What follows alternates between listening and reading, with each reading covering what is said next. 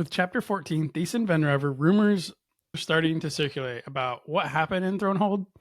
The only real consistent facts that are correct is that the Queen is dead, and Rishan is primed to take her position in Thronehold itself, not one of the other rulers from a smaller area. Nobody actually mentions that the runestones are missing, or I guess probably nobody really even knows that the runestones were even existed, probably, other than decoration. And I'm not wholly surprised that nobody's talking about it. I know Volk is, and he's kind of like, wait, why is this not of concern? And it is. It's a very concerning thing. But again, most people don't know about them to begin with, let alone that they were for the god creatures and all that. So I can understand why Volk's concerned. But again, I don't see why most people would know about it.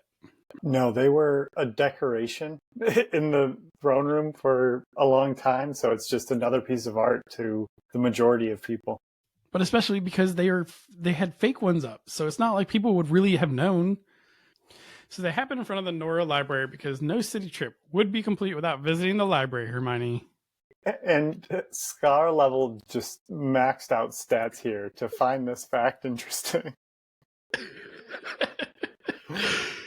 And Moonbeam starts to explain that Adelgis uses wood pulp for paper, because then he's like, well, in New Norra, they use Ibex for their paper pulp, and Ibex is fiber from goat's fur. And I could just see Fane looking over at him and being like, who cares? Like, why do you know this? Not even how, why? Yes, this has no impact on our adventure. So Volk is asking Adelgis if he likes his nickname, and he actually does. And he says that he's fairly happy with it, and Adelgis says that he likes it because it's confusing. And I have to 100% agree with it.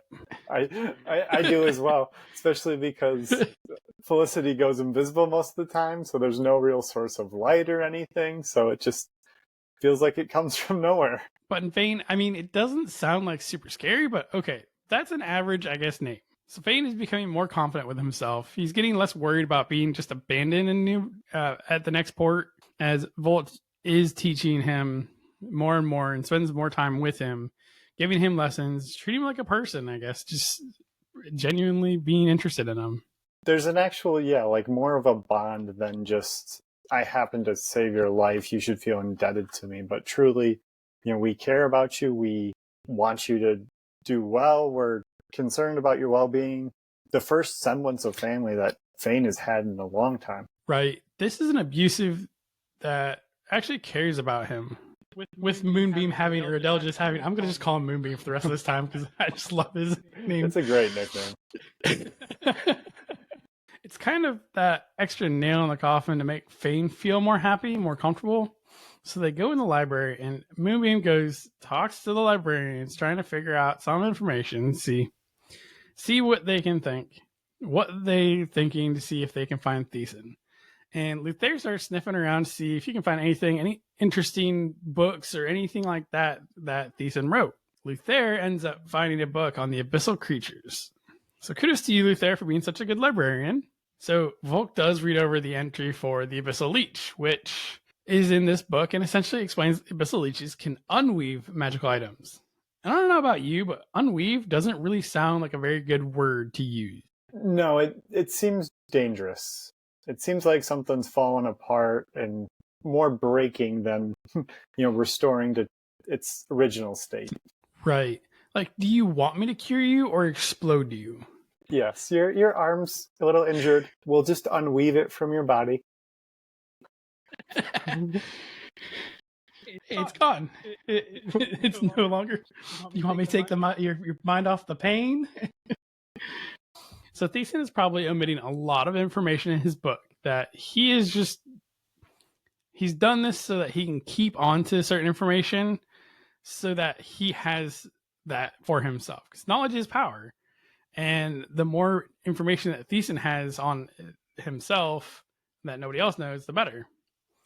And we also find out that Theasin has already left and no one knows where to. Adelgis only knows all of this because he could read the minds of the librarians. I don't remember who brought up the idea of let's just go sneak into his grand laboratory and get it from there. But somebody gets onto that thought process and they're like, well, how? And they're all sitting there thinking about it.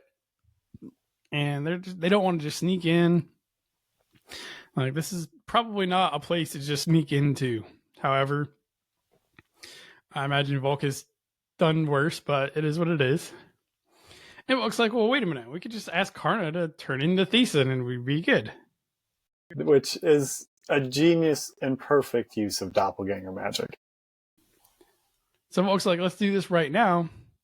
And Moonbeam's like, wait a minute. We need time out here. We need to at least give a 2-day notice so that way it looks like Theasin's actually on his way back. Because we just showed up right now, nobody would believe us. Theasin is so important that he gives everybody a 2-day notice so they can prepare themselves for when he arrives. I guess I know what day I'm calling off work. That's how it feels. Yeah, it's 2 days to prepare yourself for what's incoming. And with that, we want to thank everybody for listening. And we want to remind everybody that we do post new episodes every Wednesday morning around 11 Eastern, 10 Central, and 8 Pacific Standard Time. We want to thank our editor, Dan Mackison, for all the amazing work that he does for us, including editing and actually putting up pictures and the links to everything in the description section for us. We just want to say thank you so much for listening. The link to the Frith Chronicles Wiki is in the description along with the Capital Station Discord, and we look forward to seeing you guys next week.